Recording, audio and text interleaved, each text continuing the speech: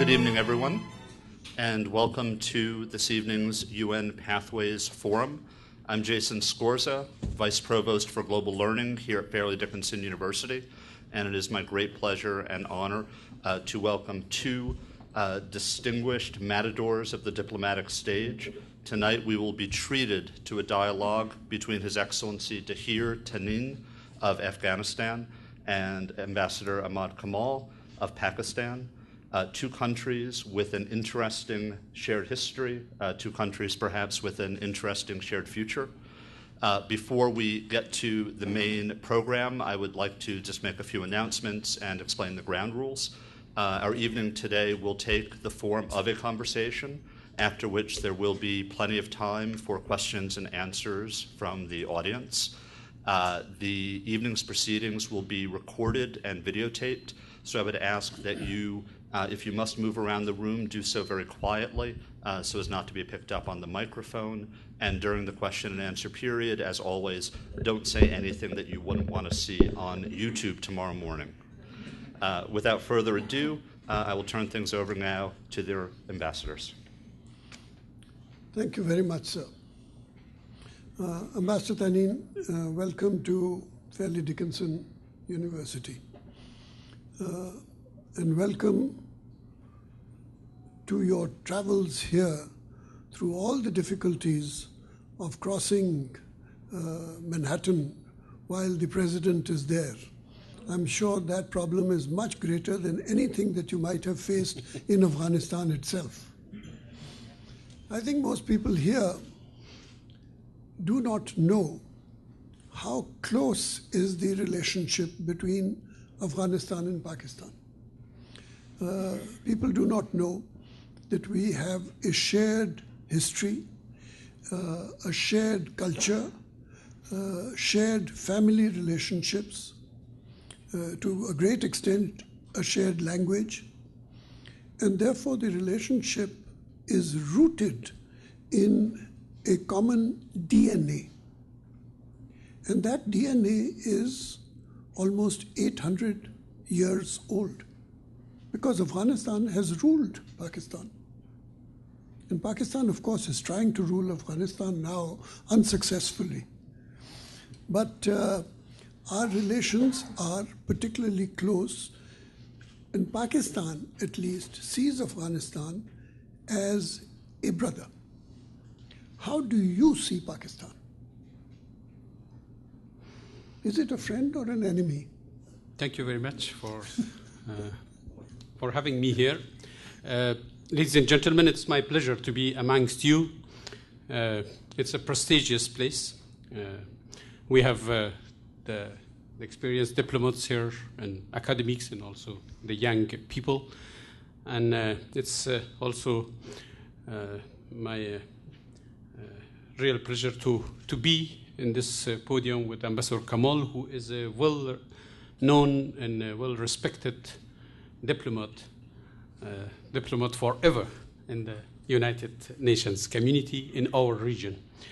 And also thanks, sir, for having us here.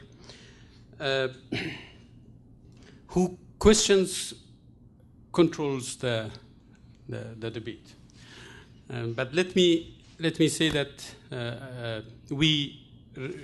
Afghanistan and Pakistan are the nation states of today. Pakistan is a young country. We live in a world, and particularly in our region, that we think that today's geographical entities and countries were there forever. I think we have to remind ourselves that there is a lot of interaction of history between all countries, especially in that part of the world, like anywhere else. And this understanding of today is making our understanding of the past a little bit difficult sometimes. We are in today's nation-state age belong to a nationalist view that is characterizing our existence of today. In that frame, in the framework of that nationalist view, we are Afghans and only Afghans, and we have always been Afghans. We have always been Iranians. We have always been Indians. It's not the case. I think there is an interaction of history, and this is the basis of what Ambassador Kamal said, how people share history. We celebrated a few days ago Nowruz in the United Nations, and it looked like that everybody would like to see that Nowruz is its country's Nowruz. But we share such things, like our borders, like our history, like our traditions. Nation states separate people. There is a definition of borders. But when you go to the past, you see the people were part of each other, part of the one language family, part of the same culture, religion, and many other things. So I think when it comes to Afghanistan, Afghanistan was seen as a center, as a roundabout of trade, as a highway of concourse between South and Central Asia and West Asia. We were in the center, so our history is linked with all our nations, today's nations around of us, and we ruled others, and others also attacked us. So there were different empires, and it is history. I think when it comes to Pakistan,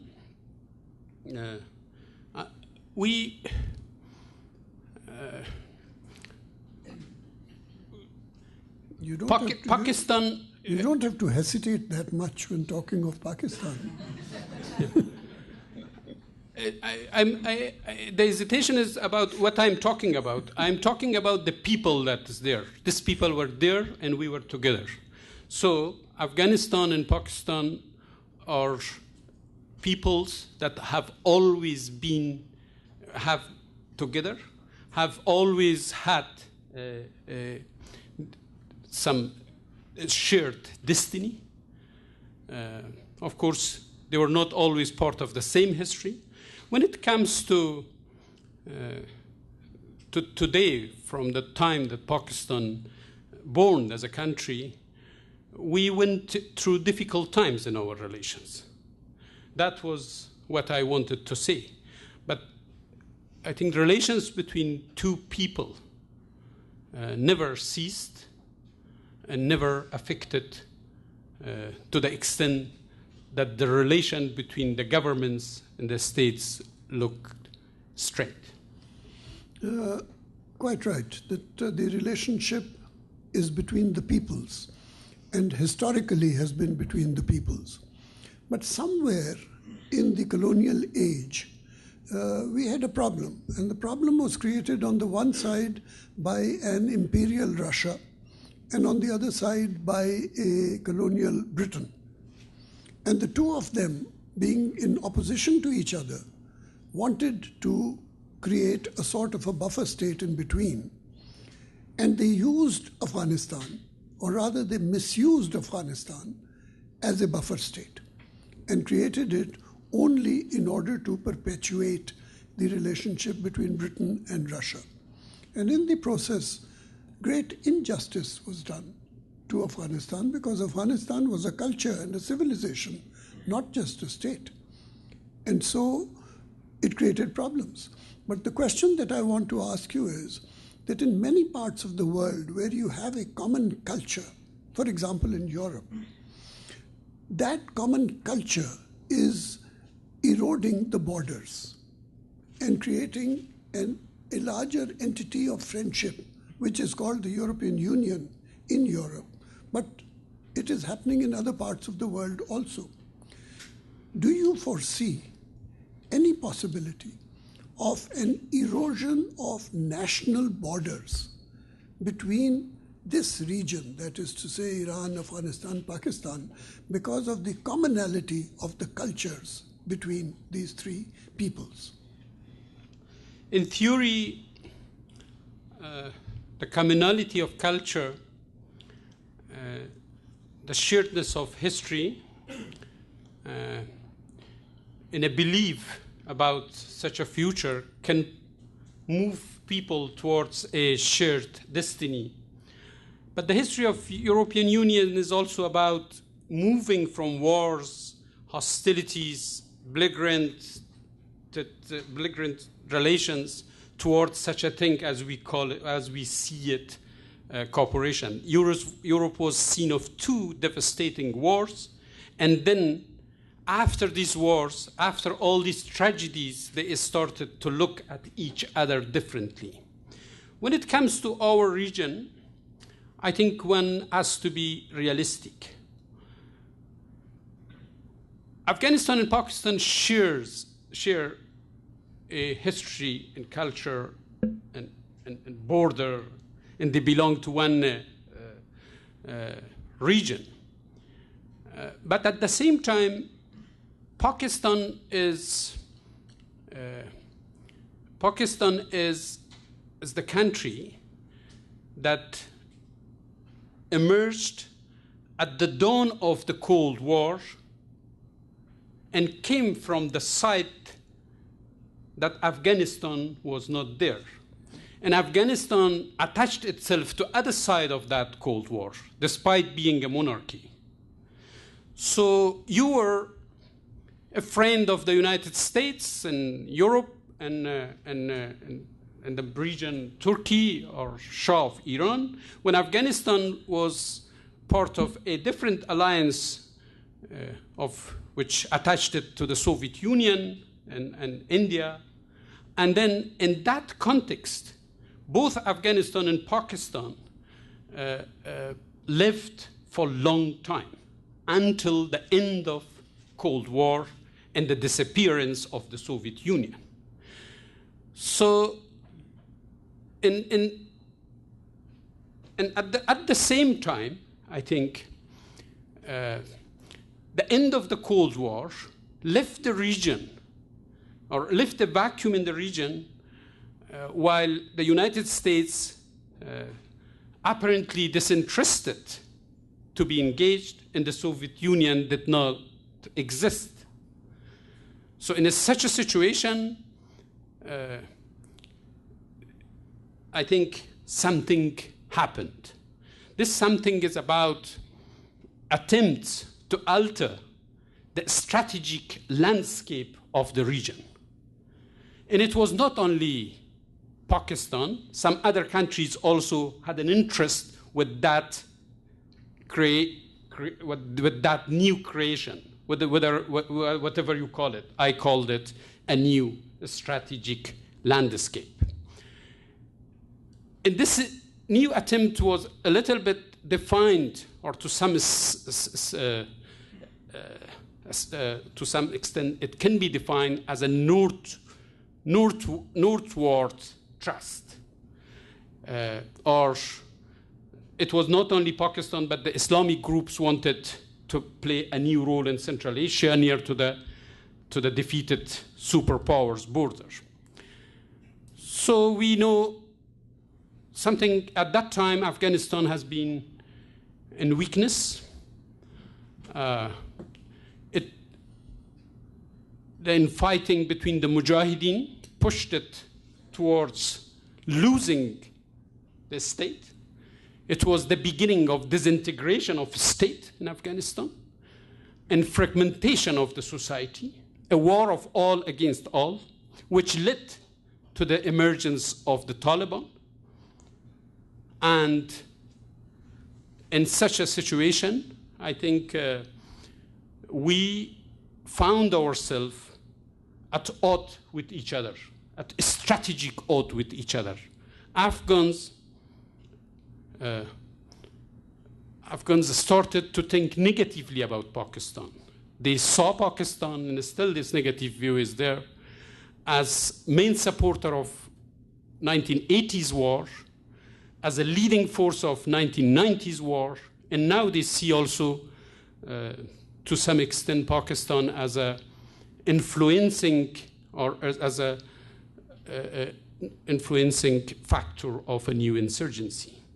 So, but at the same time, there is that understanding, Ambassador Kamal, to move towards cooperation, to stop that Cold War time and post-Cold War time thinking, creating a market, working together, and then to include others, including Iranians. We think Indians also, a bigger in Central Asians. From now, potentially it's possible to move there. And I think, but it can only happen if we change the mentality of the post-Cold War setup. Let us go a bit deeper into this, because this story of Afghanistan during the 80s is a magnificent story of a superpower which invades Afghanistan, occupies it for more than 10 years, kills 1.5 million Afghans, according to our statistics, displaces 1/3 of the total population. 5 million Afghans have to leave Afghanistan and seek refuge either in Pakistan or in Iran. They plant 30 million landmines in Afghanistan. They fight a war, lose a war. I'm talking of a superpower losing a war in Afghanistan after committing such crimes as 1.5 million people dead, 10 years of occupation, 30 million landmines, etc. And having lost the war due to the braveness and nobility of the Afghan population, they withdraw with their tails between their legs. And surprisingly, for the first time in history, and the only time that I know, a superpower loses a war and does not pay $1 in reparations to the country that it has devastated. Only by saying, I've changed my name. I'm no longer the Soviet Union, my name is now Russian Federation. And I have discussed this with Sergei Lavrov myself and said, you are the greatest criminals in history because you've not paid $1 in reparations to Afghanistan. And he said, but I'm not Soviet Union, I'm Russian Federation.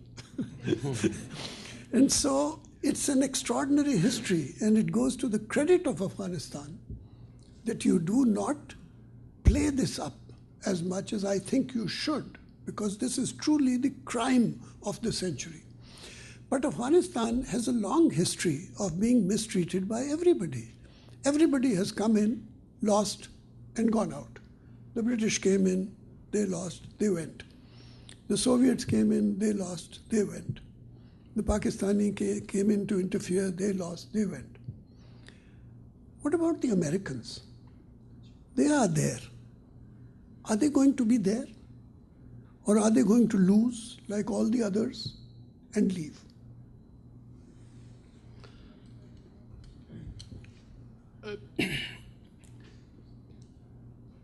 In my personal view, the nature of American intervention and involvement in Afghanistan is different from what what can characterize the involvement in invasion of the Soviet Union. It's based on a response to a terrorist attack that was plotted from Afghanistan by Al-Qaeda to this country. That's first. Secondly, it's authorized by the Security Council. Thirdly, it is not an American operation. It is a collective operation, military and political. And it is also about reconstruction of Afghanistan. So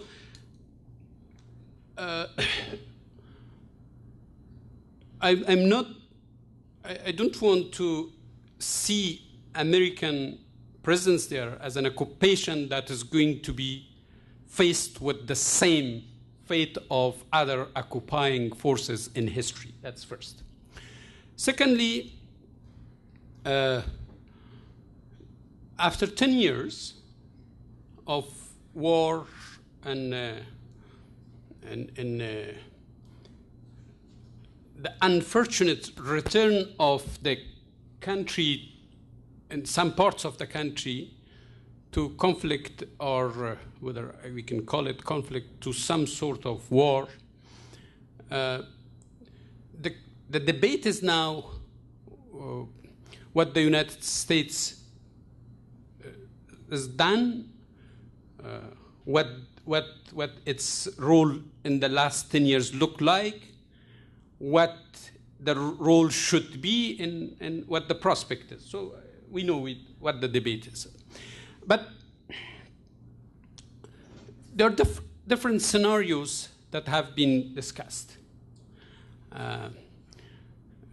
People say that the US and NATO efforts are failed in Afghanistan, and there is a time to negotiate with the Taliban an exit. There are people, they say that the US should leave Afghanistan and there should be a regional solution for Afghanistan.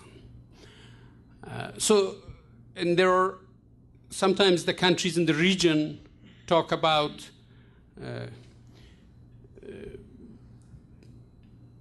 neutrality of Afghanistan and so on. So different scenarios are there, but the scenarios the scenario we work with is what is happening. This is a transition from a transition towards Afghan ownership and leadership, putting the sovereignty agenda in the center, transferring the responsibility of the country to the government of Afghanistan in the next 4 years, and also rebalancing the relations of Afghanistan, or looking into the relations of Afghanistan in a balance between its international partners and the region, and also find an accommodation to the insurgency. So this is the main parameters of a scenario for getting out from today's difficulties in Afghanistan. This is the scenario that can address the prospect of peace, insecurity, at the same time preserving the constitutional, peaceful framework that we have established during the last 10 years together with the international community. You've spoken of the Taliban. In the American mind, as I see it, and I may be totally wrong, but the American mind does not see a difference between the Taliban and Al-Qaeda. Taliban are Al-Qaeda and Al-Qaeda is Taliban. Now we see a difference, we meaning on the Pakistani side, and I'm going to ask you this question, that the Taliban are a nationalist movement. Their objective is to see a country free of any foreign troops or foreign forces. Al-Qaeda is totally different. Al-Qaeda has an anti-American agenda. And Al-Qaeda has used the Taliban in order to further its agenda.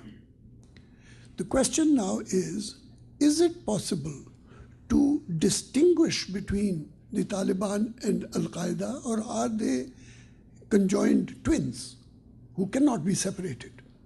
And if they can be separated, then isn't it possible to have a dialogue with the Taliban, both in Pakistan and in Afghanistan? I think the Taliban and Al-Qaeda are not the same group. We know that. But they work together. When the Taliban were in Afghanistan in power, or when they are now operating in bordering areas with Afghanistan, to what extent they work together, how they coordinate their actions, how they help each other, this is a matter of the debate. The Taliban may not have an international network of activities, but they have they enjoy from a large, at the regional level, from coordination and cooperation with Al-Qaeda and similar groups, whether they act in Pakistan or whether they act in Afghanistan or whether they act in the region.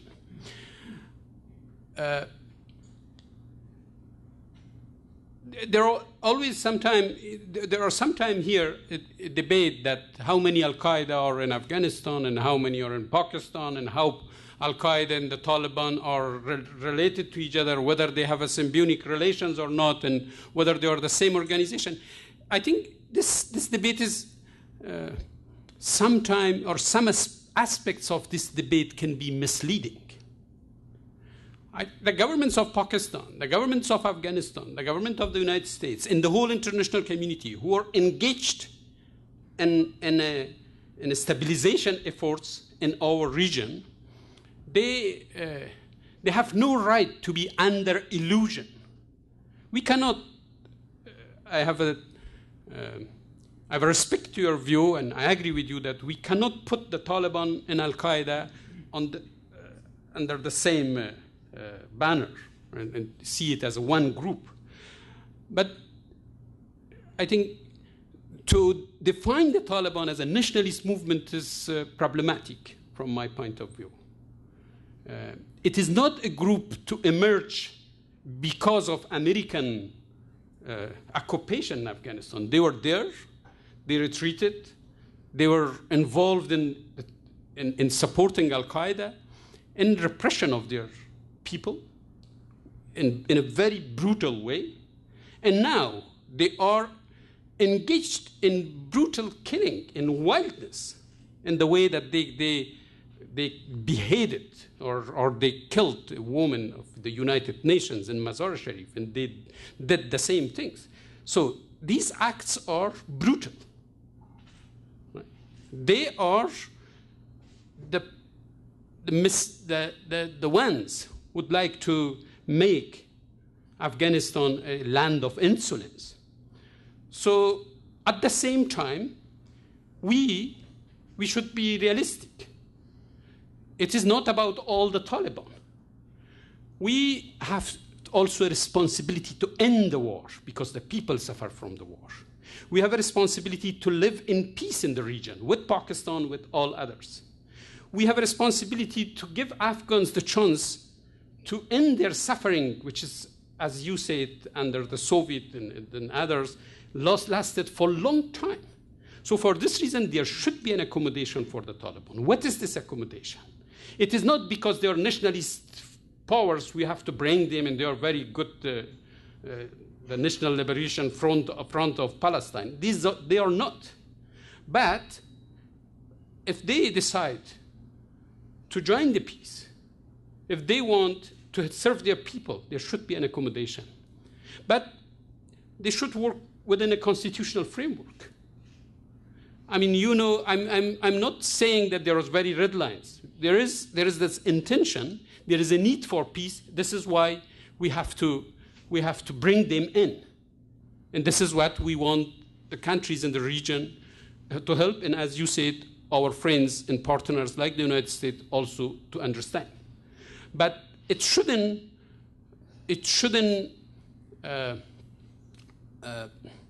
make us confused about the nature of brutal acts and the wildness of these forces. I understand totally the concept of brutal acts, particularly in the Afghanistan context, because Afghanistan has seen no peace since 1979. So it is 2 generations who have seen no peace at all. And so the concept of brutality is obviously deep in your heart.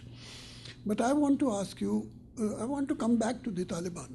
It's quite clear to me that the Al-Qaeda has shifted its center of gravity out of Afghanistan, partly into Pakistan, partly into Yemen, partly into Somalia, and who knows where else. But the question of the Taliban is very much internal to our countries. I don't know Afghanistan well enough, but in Pakistan, we have a deep division today between people who are clean-shaven and people who have beards. And it is visual. You can see a person with a beard. Some people have invisible beards, but you know who are the bearded characters. And in Pakistan, we've even developed women who have beards. Absolutely. It's quite extraordinary, this event. So, if you have inside the country a significant percentage of the population which sympathizes with the views of the Taliban, then that is unfortunately a political event that you have to take into consideration. And my question is, do you have a similar division between bearded and non-bearded people in Afghanistan? We share not only the culture, but the political culture. And the realities are not very separated there. The Talibanism is now not limited to one country. We face the fact and the consequences together. The Taliban, a Kandahari Talib is not very different from the Talib in Punjab. So this is a threat to culture, to tolerance, to peace, to a moderate society, whether it's Afghanistan or Pakistan. We have this divide. And it is not only about the Taliban itself, it's about Talibanism that is threatening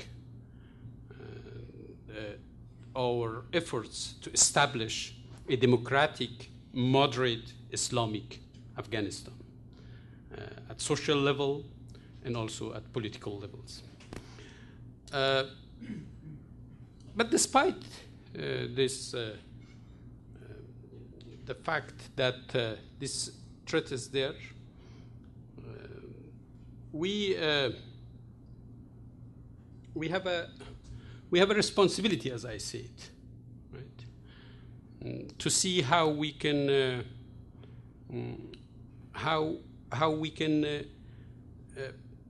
find an accommodation. It is not only for the Taliban, right? Not only in terms of a political new setup or a political accommodation, but in terms of broader efforts to pacify the country and to moderate the society. I don't know whether I answer your questions or I forgot your point. You do, yeah. But you see, the problem is more serious than that, because you and I both belong to the clean-shaven variety. That is to say, people who believe that they are moderate, that they are forward-looking, Muslim, but forward-looking, scientific, and moderate. This is what in the United States is called dirty liberalism. And opposed to that is also an American concept, which is solid conservatism. That is the Taliban. solid conservatism. They say, no, no looking forward, look backwards, go back to the fundamentals and stick with the fundamentals. You have to be purists. You have to be puritanical. Because only by sticking to the fundamentals of 1400 years ago can we be true to our principles. Now, my question to you is it possible that you and I may be over-optimistic about our own powers and that we are being slowly overtaken by the conservatives? Because what I've seen in Pakistan is that these bearded characters used to get 2 or 3% of the vote. Now they are getting up to 20% of the vote. How have they increased their vote bank so much? I remember we had that debate before in one of our conversations. I think why the conservative elements or whether you can call it conservative elements or puritanical elements became the dominant social and political forces in our region, in other Islamic countries, is a big debate. And outside Islamic countries also. Yeah, but our focus is... Fundamentalism is growing around the world. Yeah, and that requires to be discussed in a very different way. We need to look into history, into what happened. But in short, I think we have faced, or we are facing, a new wave of Islamic fundamentalism in the last 30 years, right? Since 1980s, which has its relations with what happened in Afghanistan. What the people call it jihadi enterprise, that started from the attempt that was based in Pakistan, and then brought all Islamic elements of other countries to embody their will in a war that started. Afghan's war against the Soviet Union was based on a nationalist view of struggle against, as you put it, an occupational power, an occupation of Afghanistan. But this war became wider by the involvement of the jihadist groups of Egypt, Yemen, Libya, Iraq, all Arabic countries, Kashmiris, even Islamists from East Asia, Philippines, and other places. In Afghanistan, Central Asians, later Xinjiang. So Afghanistan became a bigger enterprise of a Islamic international, but an armed foe. People now these days talk about the danger of a protracted war in Libya. They talk about a repeat of Afghanistan or of Afghanization of Libya. What is this Afghanization? So I think then we had the end of this occupation, and we had the emergence of the Taliban and the new forms of Islamic militancy. As in any step, when the Islamic militancy and Islamic extremism became stronger, the secular forces retreated. As you called it, this non-bearded forces. So we see a different time comes. It's not new in the history of Islamic world. But this time, what you see is a retreat of secular forces, a domination or preeminence of the Islamic forces, and it has its roots in the existing experiences where my country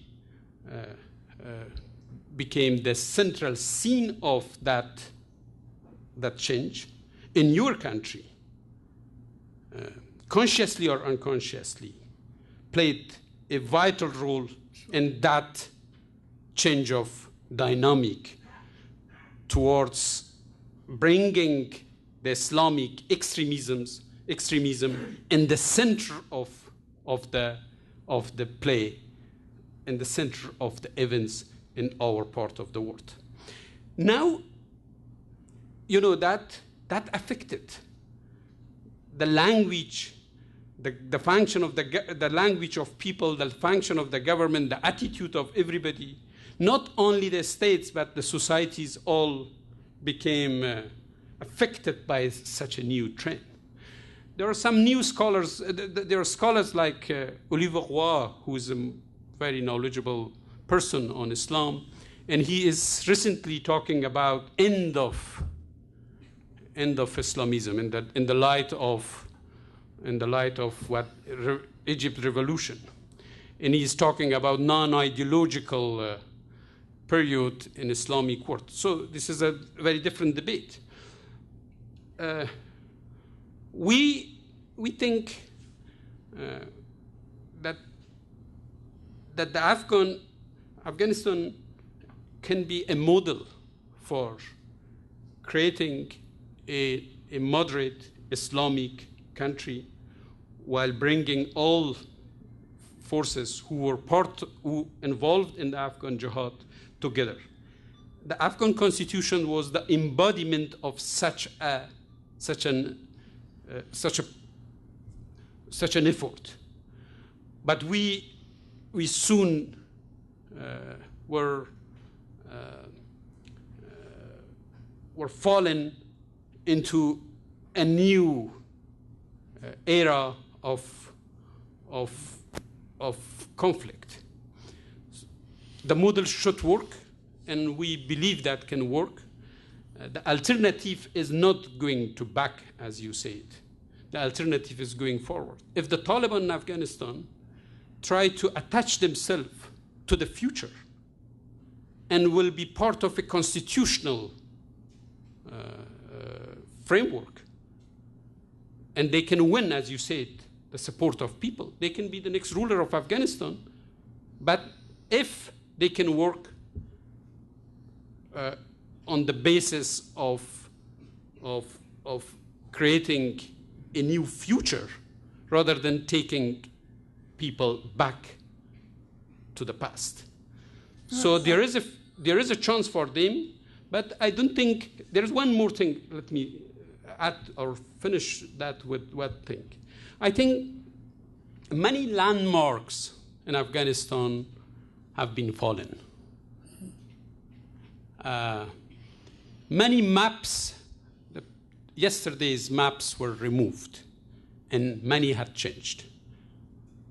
So even if the Taliban and those who think the Taliban can play a role in the future would like to be the forces of future, they should attach themselves with the future. Yes, but you cannot start a negotiation with conditionalities. I'm not negotiating with the Taliban. I'm talking about the Taliban. The Americans are negotiating with the Taliban. We know that. Yeah. And they're negotiating with conditionalities, and that cannot go forward. It does not appear to me as a diplomat that can go forward. But let me ask you a different question. Because whether we like it or not, the United States is a very important superpower. It's the superpower in the world. And the definition of a superpower is that it can have an interest in every pie everywhere in the world. And so the United States is everywhere.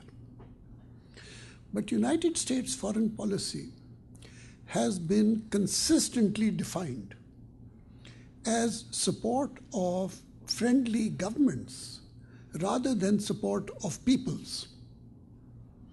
And so, in a large number of countries, governments which are not acceptable to their own peoples have been supported as part of American foreign policy because it suited American interests to do so. Now, that an essential element, which is the definition of interest rather than principles, is now being questioned. It is questioned in Tunisia, it is questioned in Egypt, it is questioned in Bahrain, it is questioned in Yemen, it's questioned in Jordan, it's questioned in Syria, in Morocco, in Algeria. I mean, everywhere it's being questioned.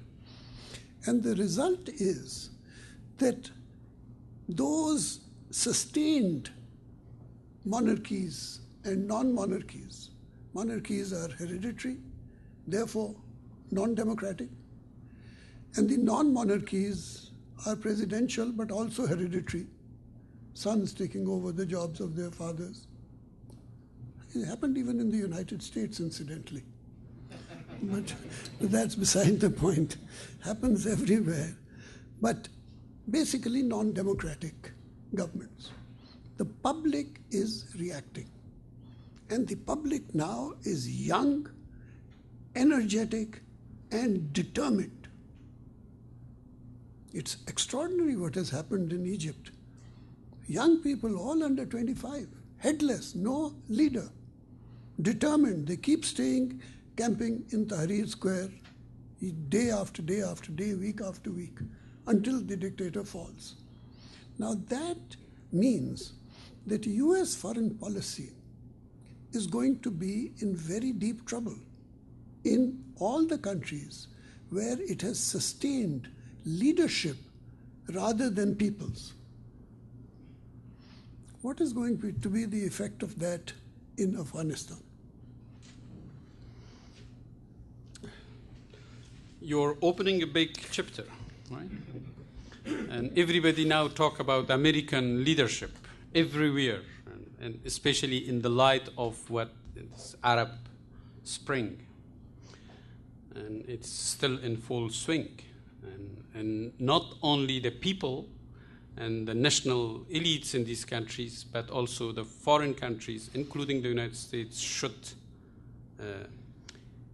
rearrange their relations with an emerging circumstances.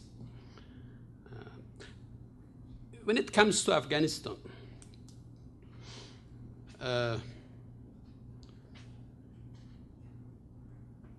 we are in a difficult situation. We are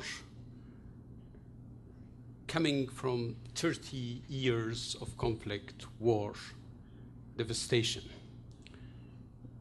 An estimated $300 billion of damage, economic damage for Afghanistan, is like $300 trillion to the United States. Our efforts to rebuild Afghanistan in the last 10 years, despite the remarkable progress made, is still not satisfying people. It's still not changing radically the life of millions of Afghans. So it's a country that is emerging from the ashes of a huge destruction. If the Afghan young people would like to see a better government, a better society, if they are organized for that, that is a promising act. Why we fear from these revolutions? What was wrong with the Egypt revolution? What was wrong with Tunisia? The young people wanted to see democratic, better governed societies. Afghans, Pakistanis, and others also deserve to have better governments. We do our best. But if people would like to have better governments, they should have it. And we have a framework for that, that is a constitutional framework.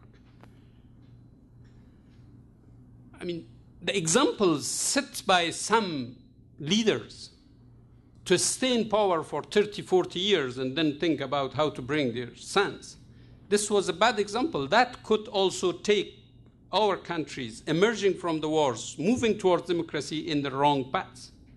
When it comes to the United States is playing a vital role in Afghanistan. About 70% of the reconstruction aid is coming from the United States. 90% of the military efforts for stabilization of Afghanistan is coming from the United States. But at the same time, people started in Afghanistan to have a critical debate with the United States. They wanted America to do better. They wanted American forces to avoid civilian casualties. They wanted America to bring more security and stability as it was, or to play its role in bringing more security and stability as it is essentially was the issue. We would like to see an America that is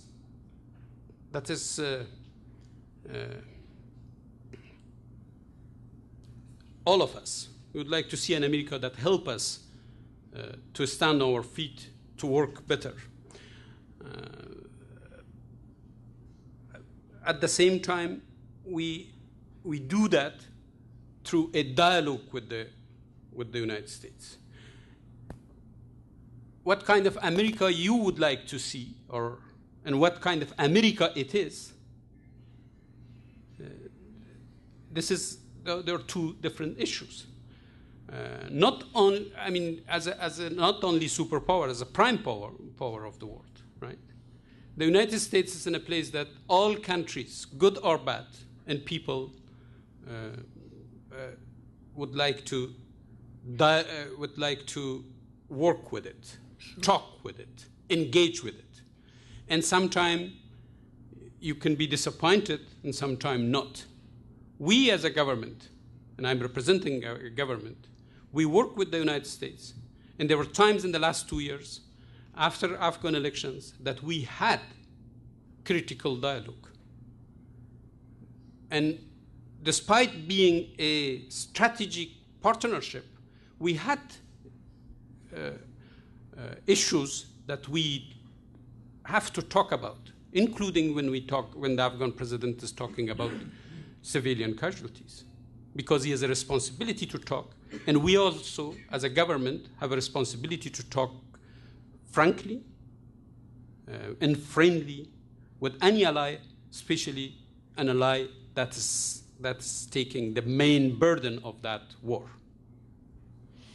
I have one final question, and then we'll open it to the floor for questions from the floor. But I do need to ask you one final question about Pakistan, because the future of Afghanistan and Pakistan is totally interlinked, completely intertwined. Now, the problem is that Pakistan, unfortunately, has a single focus view of the world, and that focus is towards India. Because Pakistan's favorite pastime is to have a war with India every 10 or 15 years. It makes us feel good to have a war with India. And so, given that tension, don't forget that 70% of the Indian army is turned towards Pakistan. 70%. And so Pakistan believes, rightly or wrongly, that it faces a threat from India. I'm sure that India believes also that it faces an imminent threat from Pakistan. Now, that being so, I am convinced that a solution to Afghanistan cannot be found without finding a solution in Pakistan, and a solution in Pakistan cannot be found without finding a solution in Pakistan-India relations, which means that we need to find a regional solution to the problems of Afghanistan. Afghanistan is not a country. Afghanistan is a region, as you said right in the beginning. And that region is Iran, Afghanistan, Pakistan, India. And China, you have a common border with China. And therefore, to emerge from the situation in which we all find ourselves, vis-a-vis the Taliban, vis-a-vis Al-Qaeda, vis-a-vis wars, etc., it's just not possible without having a regional approach. Do you agree, or am I totally wrong? Absolutely, you're right. I'm wrong? Right. Oh, thank God. You reassured me. No, we need a regional approach. We need a regional solution, and we all have a stake here, right? India, the gas from Turkmenistan is going through my country to your country, but the main market is not in your country, in my country. It cannot be used and help the market if it is not going to be an Indian big market of tomorrow. If India is going to take this Hajikak or if they win the bid there, I think they would like, then they need the transportation to go through land from Pakistan. I think we are now engaged in something very important: electricity, water. These are the scarce sources that we have to share with Tajikistan, with Uzbekistan, with Iran. It is not only hydrocarbon, gas, and oil, and also trade, right? And Asia is moving towards a new era. It is following European steps, and I think it's a big power now: China, Japan, East Asia, and emerging India, and we have Central Asia. How Pakistan and Afghanistan in the middle just limit themselves to this Islamic extremism business, when others are talking about growth and a politics that is run by economy. So we need that, and you're absolutely right. I want to share a secret with you before we open the floor to questions, because about Islamic extremism, there's no Islamic extremism in Afghanistan. It's only in Pakistan, because I know that in the past, when we wanted to get some fresh air away from Islamic extremism, we used to go to Kabul. And going to Kabul was like going to Paris. It was the most cosmopolitan, the most open society. You had nightclubs, you could go to an opium den and have opium in peace. It was total freedom. Over to you, sir. I think we'd like to hear a little bit more about the opium dens, but in the interest of the exploration of knowledge, we'll now take some questions for the ambassadors from the floor. We'll take one question there. Who else would like to ask a question? You could be second. I would like to ask, I'm Jaysha. I'm pursuing my MBA in entrepreneurship at Silberman College of Business. I would like to ask you that about the Taliban in Pakistan. If Taliban in Pakistan is like a nationalist movement also, or is it something different than the Afghan Taliban? If you'll forget the Taliban and just concentrate on the beards, Pakistan, as you know, is not a very democratic country. We've had solid military dictatorships for most of our lives, and we enjoy dictatorships because it gives us stability and we know certainty of tomorrow. And so whenever we have unusually had democratic elections from time to time, the bearded people in Pakistan have used to get between 2 and 3% of the vote. And then came 9/11 and the consequences of 9/11.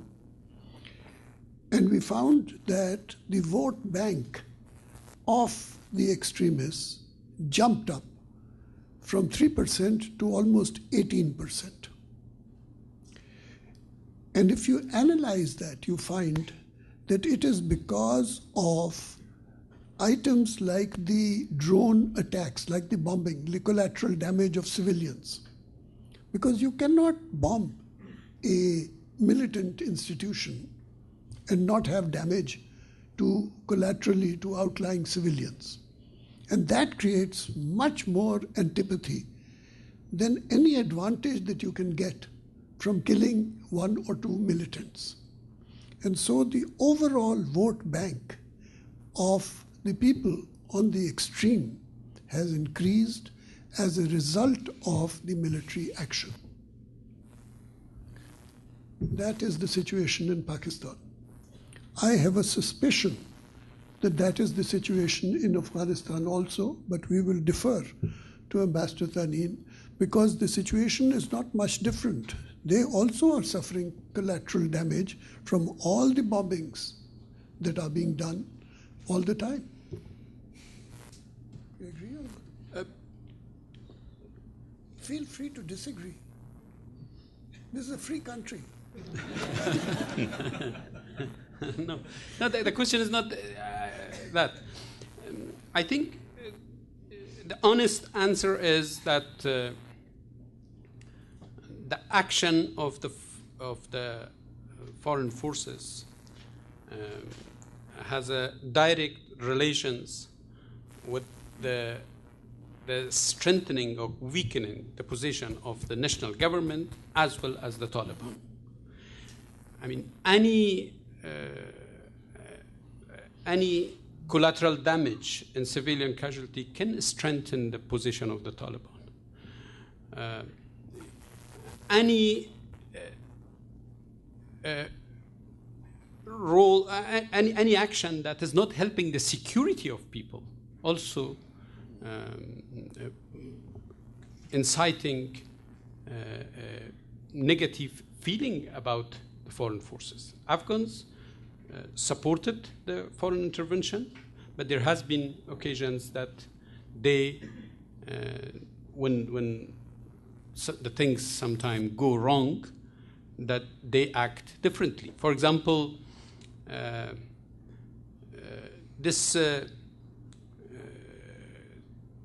the burning of Holy Quran by this pastor in Florida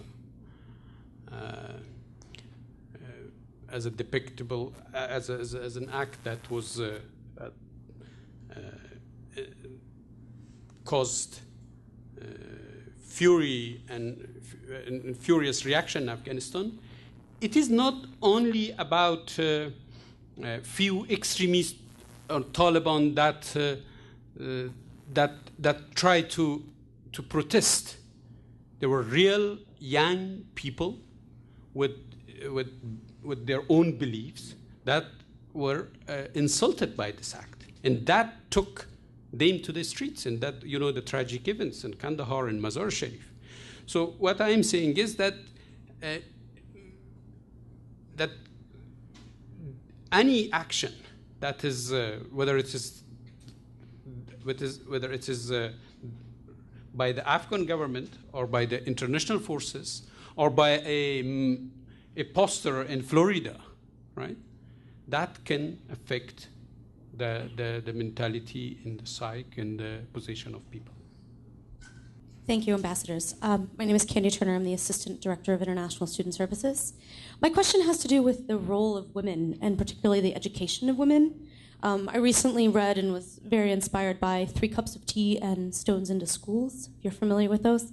And those books suggest that the key to peace and sustainability and stability in rural Afghanistan and also in Pakistan and growth as well in those areas is really centered on the role of women and the education of women. Could you comment on that, please?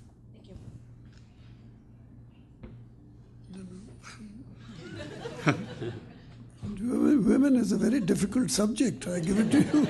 I think we don't want to get Ambassador Kamal started on that subject, so let's... Okay. Yeah. Okay. So the question was, Women. What was affected the education? I mean, the last part. The importance of education for women. I thought the whole issue is a big issue, I think.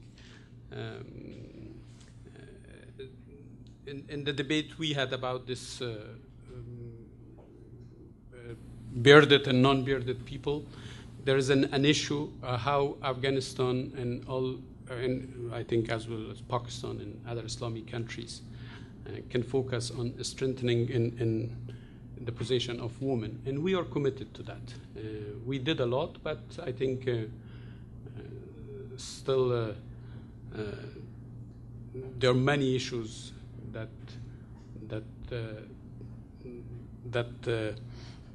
put the Afghan woman in a position to do more and to struggle to have more rights and a better status.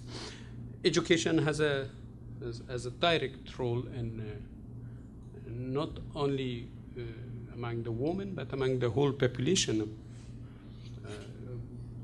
In Afghanistan, the continuous war and the rule of the Taliban deprived a whole generation from education, and this is one of the biggest tragedies that contributed to the continuing war and conflict.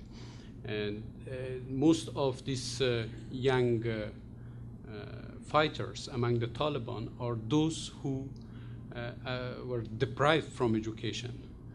So, I mean, one of the things is that how lack of education is contributing to the conflict, to the war. But generally speaking, I think if we have more women, more educated women, it has an additional advantage. I mean, there is a saying that an educated woman is about an educated family, and one educated man is about an educated man. So I don't know whether I address all your concerns, but that's my short answer to that. Can I just add a couple of points? In the question of women's rights, the real debate is not about education. About that, there is general agreement everywhere that women must be educated because of the reasons that Ambassador Tanin has mentioned. The real problem is about women's dress. That is the problem. Because both in Judaism and in Christianity, and subsequently in Islam, you have the concept of modesty in dress. In Christianity, that modesty has been overtaken by the miniskirt, which pleases a Frenchman like me considerably. But it is a problem because cultural norms are important. And cultural norms in the Muslim world are stricter than the absence of cultural norms in the Christian world. I find that in the Judaic world, the norms are much better observed, and therefore Judaism is closer to Islam than Christianity, because they observe those same principles much more sternly than in the Christian church. The Christian church changed because of history and the Reformation and things like that, and because the Catholic Church was not acting quite correctly. They were selling tickets to paradise, among other things. So, but the problem, as I see it, is about women's dress and not about women's education. Ambassador Tanin, thank you for coming. My name is Kent Fairfield from the Silberman College of Business. I'm on the management faculty. I'm somewhat following up on the previous question in that I think many in the United States were optimistic when the United States entered Afghanistan and the conflict there in hopes that we could create a better world, one where women were treated more equally, other freedoms would be made possible, as opposed to the dreadful regime of the Taliban and their successors. In recent times, in the last couple of years, we have an awful lot of stories coming out, though, of the American military doing its best, especially in the northeastern regions and the Pakistani border, to hold back the Taliban. And despite very little local support, we hear reports of a lot of the public being very resentful of the Kabul government, of all kinds of corruption, starting with the president himself and other things. And some are starting to say, despite our optimism, maybe we just cannot play a constructive role. This is a fundamentally tribal society that's never had a strong central government. We're kidding ourselves if we think we can turn the tables and make it some country that resembles a democracy we would recognize. And we might as well just pick up our marbles and go home. How do you react to that school of thought? Let me take that question first, because Afghanistan is not half as corrupt as Pakistan. And so there is an international NGO called Transparency International. They publish a list. And in the list, the corruptest country in the world was Nigeria, and the second most corrupt in the world was Pakistan. And the Nigerian foreign minister came to me and he said, "You are really very corrupt. You've corrupted even transparency to put us as number one. And you've got away even though you are the most corrupt."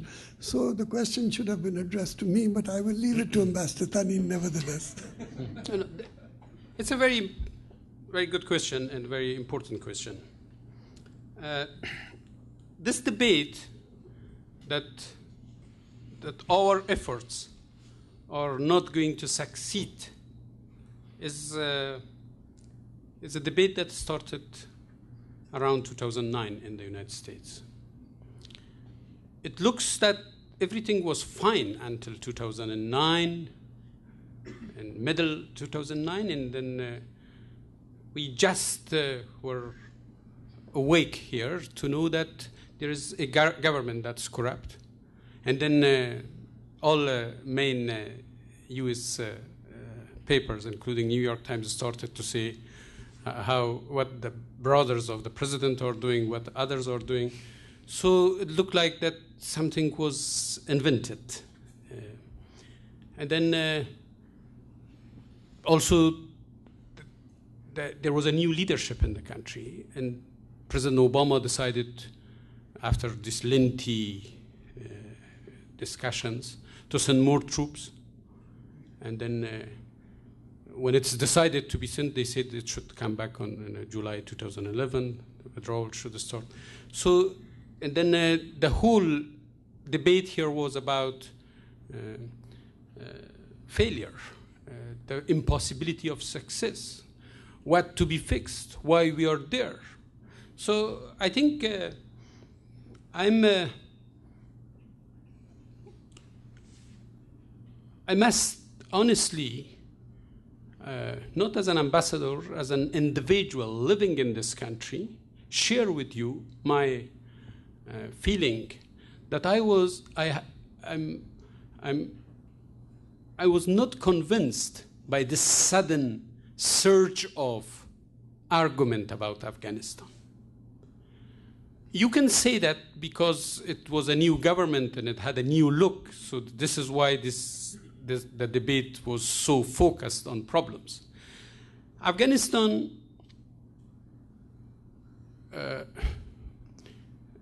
suffered in the first 8 years of intervention, or from lack of enough military resources. There was 5,000 ISAF forces for a long time. It took long to expand these forces to the provinces and to the other areas. It stayed long time, few thousands. Europeans as allies spent long time to see whether what kind of engagement they can have and where they will be. We suffered also from the insufficient resources that were given to others. We suffered from the attention that was given first to Iraq. Right? We suffered from lack of aid dialogue that started later, now, about what the expectation from the Afghan government is. Now we learn we suffered from lack of focus in the training of Afghan army and police that is now as a key for the exits from the war.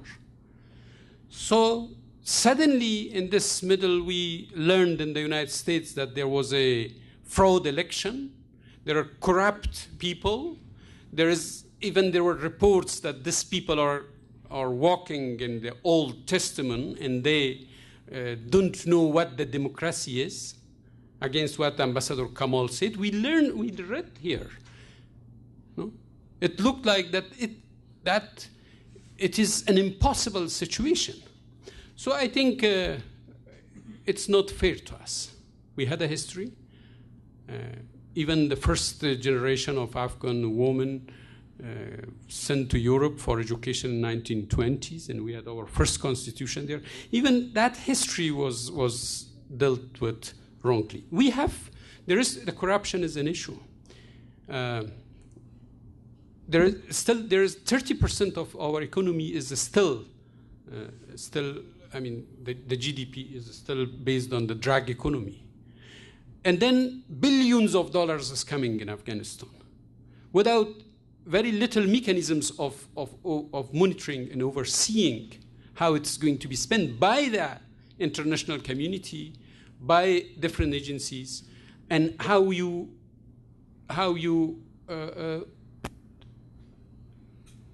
give it or put it to the Afghan government. 25%, 28% of all these aids came to Afghanistan through the direct budgetary support to the government of Afghanistan. The government of Afghanistan last year announced that it is ready to give an account how that was spent. Maybe there was less waste, or there are corruptions, there are contracts, there are many other issues, bribe, and we shouldn't be ignorant of that because there's this weakness of the judiciary system, the law enforcement organizations, and government newly emerging. Even our police and judiciary is still in its infancy. So I think it is there. I'm not trying to justify the negatives there. We have to be honest with you everywhere, right? But at the same time, I think an argument emerged here that is not convincing. We have problems, and as Ambassador Kamal said, including the corruption. It's not only the corruption, there is social issues, there are other problems, but we have to deal with it. And I think if Afghanistan wants America to stay there and to shed its blood of its sons for long, that's wrong. That war should be stopped. We don't want the forces to be there and to be killed. We want a partnership that should help us to create a democratic society, a stable society. We can do that. The problem is the war. We'll take the next question from the young fellow in the second row. Good evening, ambassadors. My name is Alexis, and I'm a global scholar studying international relations. I remember that when Ambassador Kamal mentioned and was comparing the United States' occupation or presence in Afghanistan to the Soviet Union, you said that you see a difference in, basically what the countries are doing. And you said that the United States is more of a partner in order to create a democratic society, like you were saying right now. But does the general population of Afghanistan see the presence of the U.S. military in the same way that you do? What are the criteria? The surveys done, independent surveys not by the government of the United States or by government of Afghanistan, by NBC, ABC, Asia Foundation, and that was a pattern that was repeated in the last couple of years.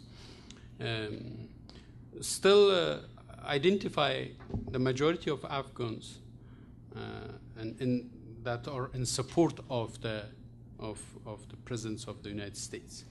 Why it is there?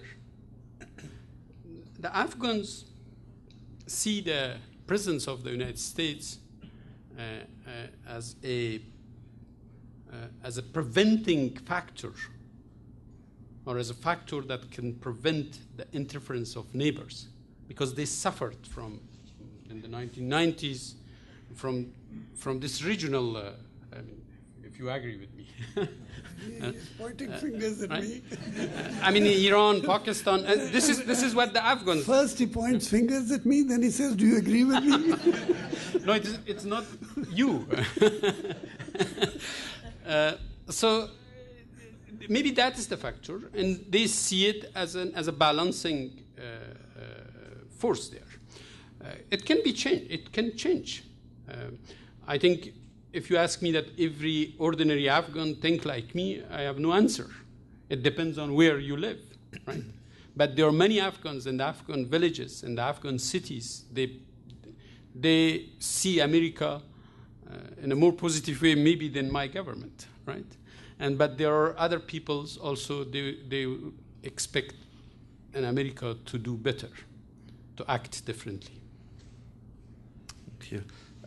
Next question, also in the second row. My name is Izzy Sivabi. I'm from Bronx Community College. History facts have shown that Arabic people are very fundamentalist, cultural fundamentalist. And one of the reasons is that it has been very difficult to establish Islam in those countries even.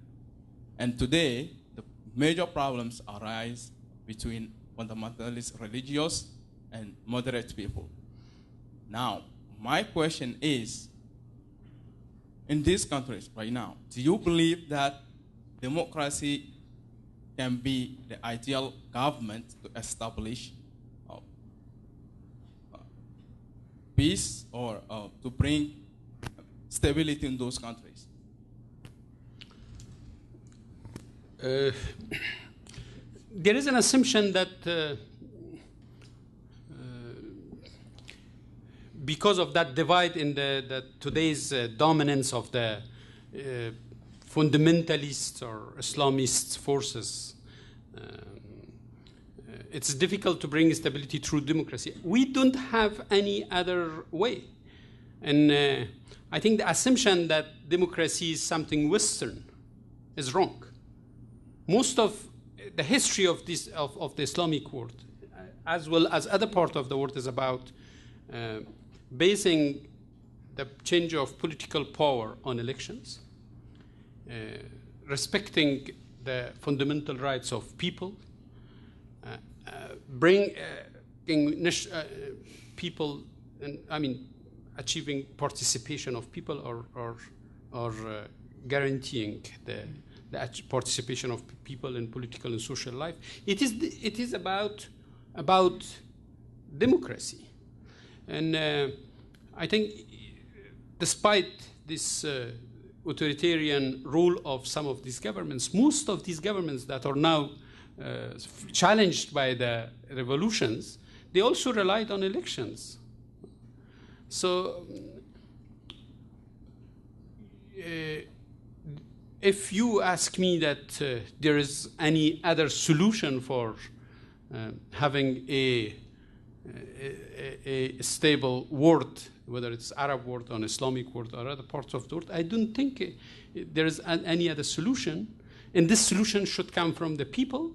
It is the way that people make these values, these universal values of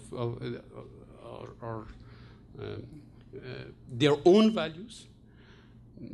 There was in this week, Economist had the editorial, and it says there was a very nice phrase that these Arab revolutions, the young people were inspired by democracy, united by Facebook, and excited by an openness towards the world. I agree with that conclusion. I think the idea that the West is about democracy and the democracy is for the West, that is not reflecting the realities we deal with. But the forms of what kind of democratic setup you have and what stage you are, how you move towards a better society, that can be different. I'd like to add something, because the basis of your assumption is fundamentally wrong. Islam is fundamentally democratic, secular, and forward-looking. That is the definition of Islam. Islam was a social revolution when it occurred. That's why it spread as fast as it did in 100 years, all the way from China to Spain, within 100 years. Not by the force of guns, but because the message was socially powerful. And so the message of Islam, like the message of Christianity and Judaism, is fundamentally democratic. The problem is that you always have a vocal minority which hijacks any movement. And the noise created by a vocal minority is always greater than the silence of a silent majority. And so you have the impression that the Muslim world is fundamentalist and bearded and troublesome. That's just not true. Basically, there are more clean-shaven people in the Muslim world than bearded people. I was late, but I'm quite pleased for what I have catched up. I will take you back to the point where the Americans and yourself with the Taliban should sit together and talk and try to understand what their agendas, what their expectation from the American and yourself. So I think you have to go deeper to their way of thinking and try and catch up the ideas to close or to narrow the differences. So that's my question. Thank you.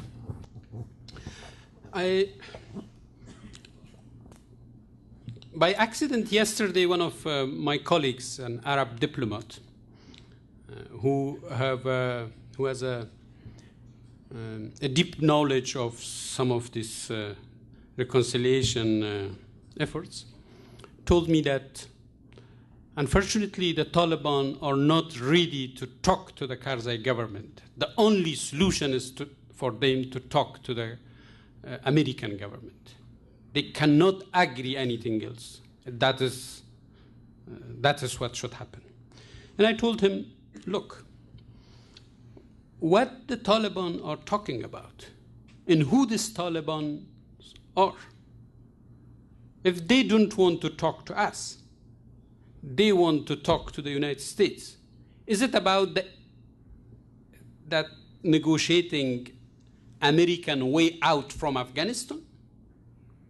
And they are the only factor that can guarantee a safe withdrawal of the United States? Or if they are the only force in Afghanistan that can negotiate with the United States to establish a government and take others out?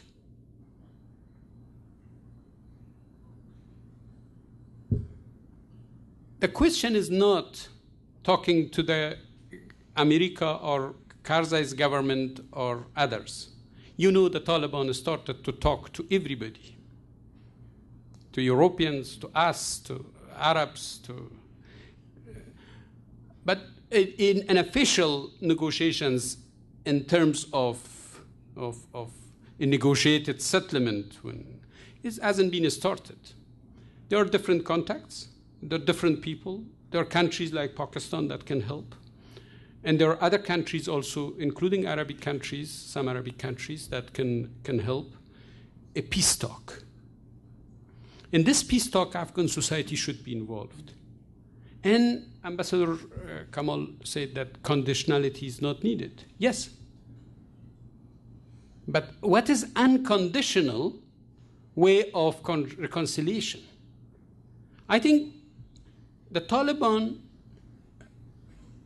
can be only a partner of negotiations if they would like to be part of a peaceful Afghanistan. If they don't want to be part of that, then it's not negotiations. It's not reconciliation. State Secretary Hillary Clinton last month, Yusuf, and this Asia Society talked about the willingness of the United States to support a negotiating settlement, a reconciliation. There are other people now talk about a big, grand reconciliation. Mr. Ibrahimi and the former UN envoy for Afghanistan and Thomas Pickering, the famous American diplomats, they chaired a group of, as they call it, task force, and they came with a suggestion, a grand reconciliation and a new look into the situation in Afghanistan and the region. I think we have to be realistic. We need to end that war. That war cannot be ended only with military ways. A reconciliation is needed. There are contacts, but how these contacts can emerge as peace talks, and where all stakeholders, including the United States, can help, we need to focus on that, and I'm sure that it is that's going to happen. Thank you. Thank you. Before we depart, I have just one or two program notes. As I am accustomed to saying, these events don't organize themselves. I would very much like to thank and recognize the students and staff of the Office of Global Learning, as well as the staff of the Metropolitan Campus Provost Office. And now, finally, please join me in thanking their excellencies.